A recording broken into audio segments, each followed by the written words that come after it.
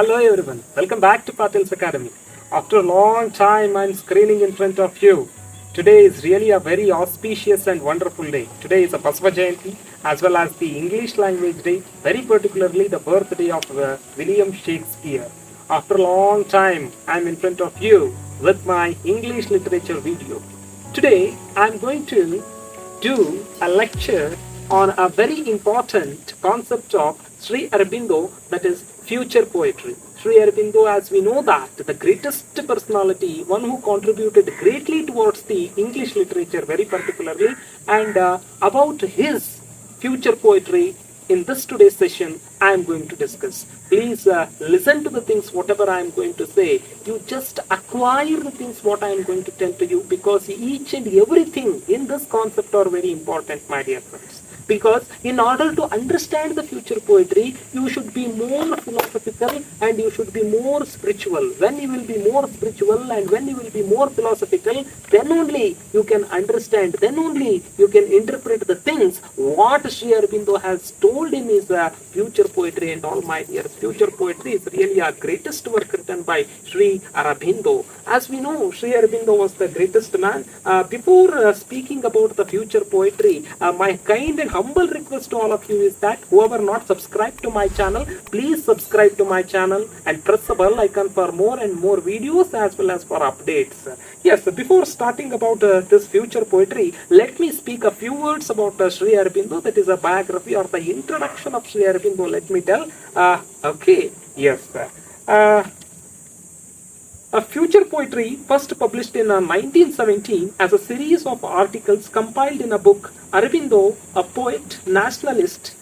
Future poetry consists of 32 essays. So this future poetry actually written by the greatest national poet, that is Sri Aurobindo, and this consists of 32 essays. Which can be conceptually divided into 3 subgroups also, they are saying. So this 32 essays of this particular, the future poetry can be divided into 3 subgroups, they are telling. So the first 6 chapters reveal the idea of poetry. So in this, the first 6 chapters which reveals the idea of poetry, or we can say the definition of the poetry. What is the definition or what is the meaning of the poetry, that we can see in the starting 6 chapters. And in the next 17 chapters are account of a history and development of a birth of the poetry, how this poetry was born and all. So those things we are going to see in the next 17 chapters of this Sri Aurobindo's future poetry, what he is saying. And also the last 9 chapters or the next 9 chapters explains about the activities within the poetry. What are all the activities which they are going to take place in that particular, the poetry that we are going to see in this, the particular future poetry. Especially I am going to highlight and I am going to the talk about the concept of a mantra in this future poetry. What is the meaning of mantra and what is the use of mantra, how this mantra is going to be produced and all, that I am going to discuss in this particular session, my dear friends. Yes, as I told you, let me speak a few words about Sri Aurobindo. Whenever we are going to talk about Sri Aurobindo as well as Rabindranath Tagore, they are actually heavyweights in English literature. Okay, because they are highly philosophical and highly spiritual poets, what we can say. In order to speak about them, we must have that knowledge, that capacity of thinking, and we have to think in that sense. That makes us to read and that makes us to think about them in that way, what we can say. Yes, in the Indian scenario, Tagore like sage poets as well as the mystic poets like Aurobindo. So we can call this Aurobindo as well as Tagore as a rishi poets or the sage poets, because of their dedication, because of the contribution what they have made towards the literature in their particular sense, what we can say.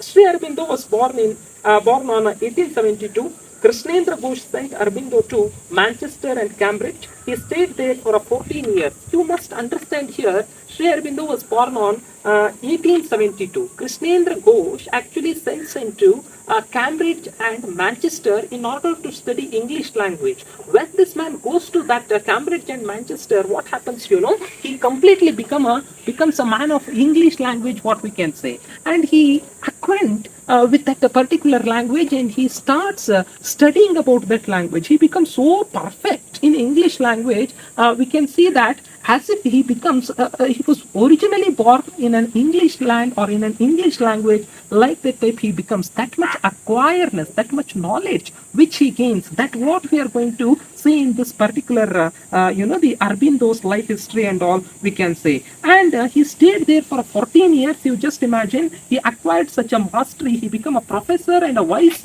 principal in the College of Baroda. So this man becomes a vice principal, as well as this man becomes a professor at the Baroda College, what we can say. And it is during this period he wrote a poetry. He studies the classics. He also participated in the freedom struggle during 1906 to 1910. So the greatest thing which we have to remember about that is Sri Aurobindo is that he participated in the freedom struggle also from 1906 to 1910, only 4 years duration. And also he was sent to jail also for a imprisonment. So he was imprisoned in a jail also, that is also said here.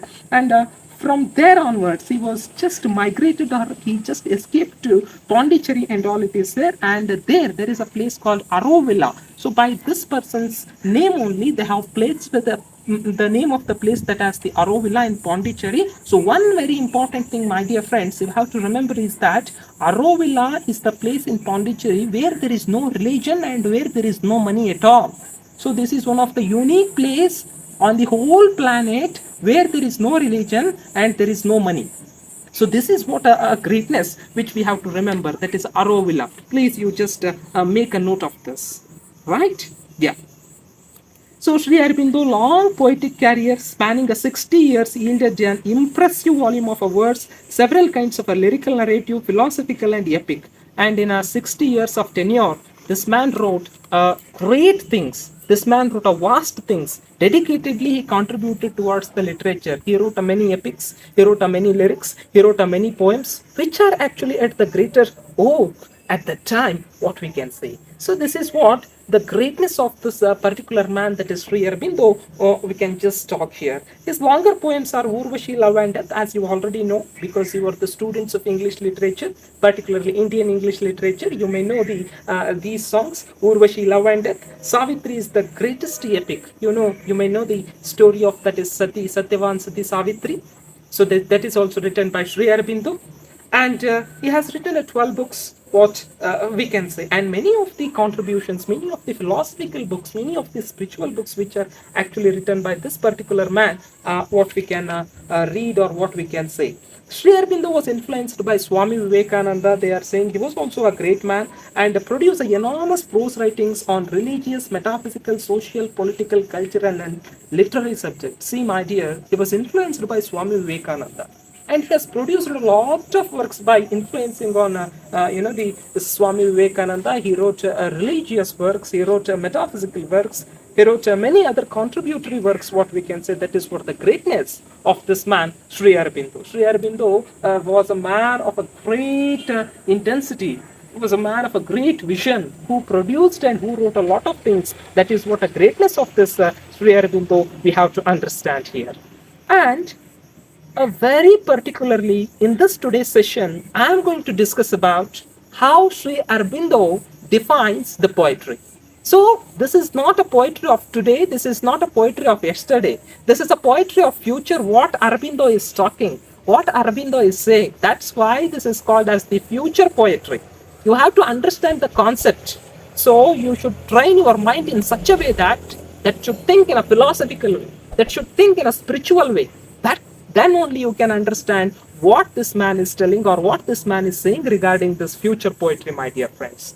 So he says that, Sri Aurobindo says that the very essence of the poetry lies in its capacity to touch the soul of the reader. So the very essence of the poetry, my dear friends, please make a note of this. Please make a note of this. He says very particularly and very clearly, the very essence of the poetry lies in the capacity to touch the soul of the reader. He says that poetry flows from the soul of the poet to the soul of the reader. So the poetry should flow from the soul of the poet to the soul of the reader. That we can call as the poetry. That we can call as the greatest poetry or the elevated poetry, what Aurobindo says. You just imagine how philosophically, how spiritually he is thinking about this definition, my dear friends. You just imagine. He says that poet is like a rishi, sage.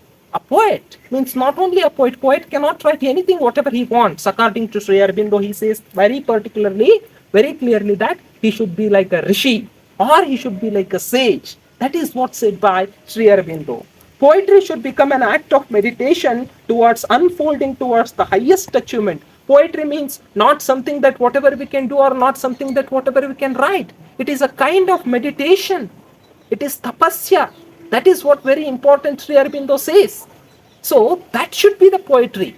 Okay, that should be the poetry towards unfolding words in the highest achievement aimed at is the discovery of the words in their pristine beauty. So, once again, I will repeat, poetry should become an act of meditation towards the unfolding words. The highest achievement aimed at is the discovery of the words in their pristine beauty. Such a discovery is the discovery of mantra. So, very clear, my dears. Very clear it is. So, what is mantra? So, the discovery of the words in their pristine beauty. Such this discovery we are going to call as the mantra. So it is what very necessary, it is what very important in this concept what Aurobindo says. So mantra means the poetic expression of the deepest spiritual reality. The creation of mantra is possible when a poet experiences a mature and his own mind with the greatest possible intensity. So the creation of mantra is not possible by anybody and everybody. So the man, one who composes or one who writes this poetry, he should be very matured. Matured in the sense not in the sense it is not physically. It is in the sense very psychologically, philosophically. That maturity is very necessary to the man, one who writes a poetry. That is what Aurobindo says here. That is what actually said by Sri Aurobindo. Very clearly he mentions, very clearly he makes a point regarding the concept of mantra and the meaning of poetry in his future poetry. Hope you are understanding the concepts, whatever I am just, the delivering or lecturing. My dear friends, it is very clear. It is very clear. Sri Aurobindo, very beautifully, he says regarding all these things. And the purpose of the poetry. Aurobindo also talks about the purpose. What should be the aim or what should be the agenda or what is the objective of the poetry? Whatever the poetry he or she or somebody is writing, what should be the agenda of that? He talks about that one also. Sri Aurobindo questions the ultimate purpose of the poetry, believes that defining poetry is an impossible attempt. He declares that poetry can't be defined, it can be described. Very beautifully he says, very attractively he says that poetry cannot be defined. Many people say that we can define a poetry. No, it is not possible. We can only describe it. That is the art, that is the nature, that is the strength of the poetry, what Aurobindo says. So you have to understand the concepts and the things in the philosophical sense. You have to understand the things in the philosophical mindset, my dear friends. That is what very important. Right? So very particularly he says here is that so he considers that the poetry of the Chaucer, Shakespeare can bring a transmission. So the poetry of these great British poets like a Chaucer, Shakespeare can bring some transmission, but the ultimate agenda, but the ultimate goal of the poetry should be what? That is to reach the level of the mantra. So the reaching the level of the mantra is very important, and that is the essence of the poetry, what we can say, my dear friends. So this is what Aurobindo talks. See, the Aurobindo views on poetry and other British people views on poetry, they are completely, radically different, what we can say. That is what highlighted in this future poetry. That is what Aurobindo talks about this future poetry. See, his views, his philosophical thinking, his thoughts, everything is completely different when we compare Aurobindo with the other poets. So that is the reason I time and again telling you, repeatedly I am telling you, you must have a philosophical mindset in order to understand the poetry of this Sri Aurobindo, that is future poetry. Right? So let me talk about some other views on poetry, what Aurobindo actually tells. So he tells that Sri Aurobindo mentions the different views towards the poetry. He also mentions the views of Wordsworth, Coleridge, and Shelley. So these are the three major British poets. He just takes all these major British poets for the comparison sake of view, and he says that Wordsworth arguments was that poets are the the men speaking to another man in the ordinary language. We all know that Wordsworth belonged to romantic, age in English literature, and this man says that a man speaking to another man in an ordinary language, that is called poetry, said by William Wordsworth. And Coleridge says that, considers that poetry as a creative art. He says that poetry as a creative art.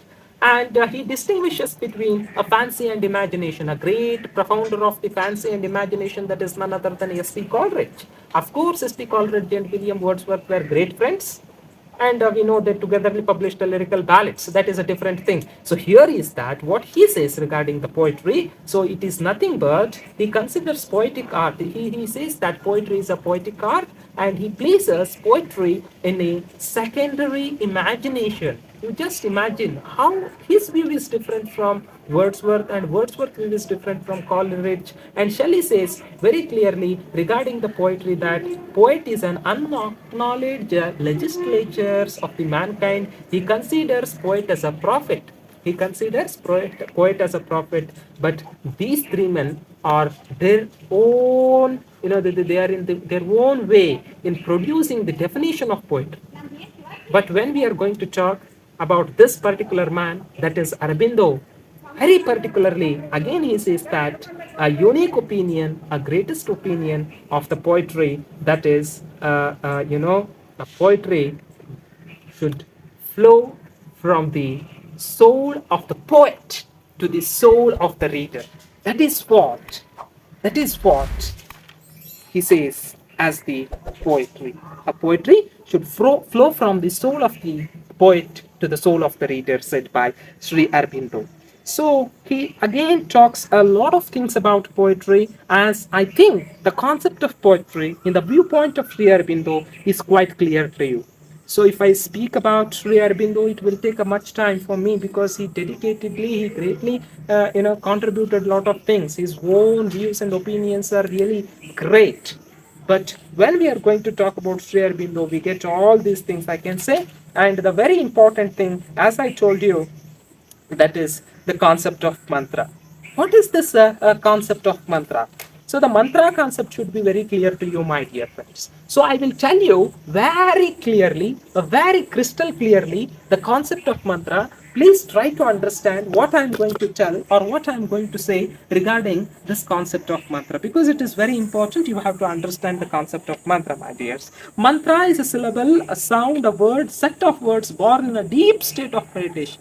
Let me tell you, my dear, you just consider, if I am sitting for the purpose of meditation, like this type of poetry, see, in that meditation, some words or something which are going to take a birth or which are going to born, that we can call as the mantra.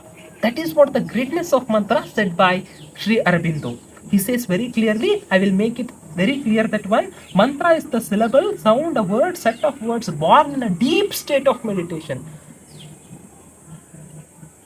Very deep state of meditation, not this meditation, a poetic meditation, a devotional meditation in poetry. That is what said by Aurobindo. You should understand all these concepts, my dear friends. It is so philosophical. So it is quite connected to a people like me. Because we have to think in that way in order to understand the things what it is said. Right? Yes. He says that by great sages, not like I and you, by great sages. So those sages means the poets. They should be like a rishi poets, like a Tagore, like a Aurobindo. In such poets, we can see this concept of mantra. A mantra is not, however, a mere collection of words, but it needs to something repeated over and over again. It is not only simply collection of some words that we can call as the mantra in the deepest state of meditation. No, it is not like that. It should be repeated over again and again. You just imagine You just imagine how greatly, how philosophically, how beautifully they are just conceptualizing all the things and all the very important things of this future poetry. Sri Aurobindo very clearly mentions about the concept of mantra. Hope you understood the concept of mantra. So the originating of the words in the deepest stage of meditation, that we can call as the mantra. So they should be repeated over again and again, which it is also said. First of all mantra, the combination of scared syllable. So it is not simply some words. They should be sanctified words.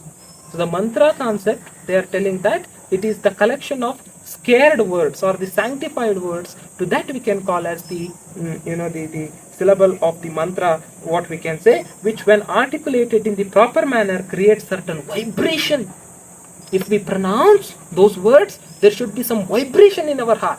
There should be something which actually should come to our heart. That we are going to call as the concept of mantra. It is not simply, my dear, mantra. It doesn't mean that some priests in the temple they chant or they tell. That is not mantra. The mantra concept in the poetry, it is nothing but the collection of the scared words or the syllables or something, what we can say, and there should be a creation of vibration in an individual. That we can call as the concept of mantra, which should be repeated over again and again. That we can call as the concept of mantra.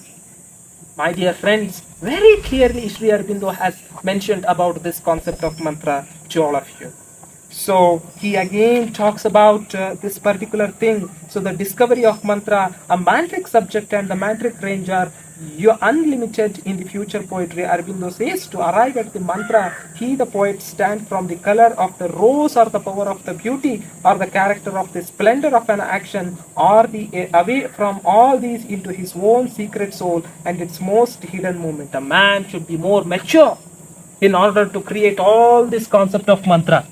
So it is not possible from everybody they can create a mantra. Everybody they can write a future poetry or whatever the poetry that may be. The poetry which Aurobindo is writing, that is the greatest poetry, what we can say. That is the sanctified poetry, what we can say. My dear friends, he very clearly mentions when the poet utters the mantra at the highest, his self ceases to insist. The personality of the seer poet is lost in the divinity of vision. So the divinity, if a man is pronouncing, if a man is chanting, if a man is delivering that mantra, he is going to lose himself in the concept of divinity or in the philosophy of divinity, what we can say. That is what's said in this particular future poetry.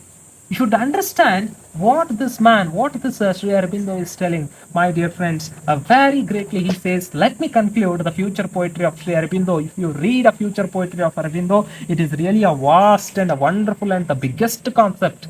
So I have just highlighted what is the meaning of the concept of mantra and what is actually the meaning of future poetry said by this man Sri Aurobindo, by giving a various comparative examples of British literary poets. Right? Sri Aurobindo has mentioned both the Sanskrit and Latin, considered to be the language of the spirit, but in his poetry he has avoided both these classical languages. As we know that Sanskrit and the Latin are the very ancient language, and they are the considered as the language of the spirit or the spirituality, something we can say, because they are the one of the ancient languages. So the reason, but in his future poetry, this man never used these languages. Rather, he used the English as the language. It means he made English as one of the divine language. Let me tell you, that is what the greatness of this man, that is Sri Aurobindo. He used English language to write this future poetry. He spiritualized English language. He divinized English language by writing this future poetry, what we can say. And he says that English language, by making it a medium for a lofty utterance of the spirit, he has refined and reached the English language and breathed into it. It is the greatness and the power of so-called language of the religion and God, namely Latin and the Western Sanskrit in the East. So we all know that Western languages are there, Sanskrit is there, of course the Latin languages are there. Many people say that they are the languages of God. because of their spirituality, because of the lot of the things which are present in that language. But this man, by using English language, he made English as the spiritual language. He made English as one of the divine language. That is what the capacity, greatness, and the guts of this man, that is Sri Aurobindo, we have to think, my dear friends. Sri Aurobindo greatly contributed to the English literature. In order to understand this future poetry, you should be more philosophical, you should be more sanctified, you should be more, courageous in order to accept and acquire the things what he said. Don't read simply future poetry. You have to acquire. You have to involve yourself in that future poetry said by Sri Aurobindo. Then only, definitely you can understand whatever it is said by Sri Aurobindo. Thank you for your patience. And at last, once again, my humble request to all of you is that, whoever not subscribed to my channel, please subscribe, press the bell icon, and express your opinions in a comment box. It is very free to all of you. And thank you once again.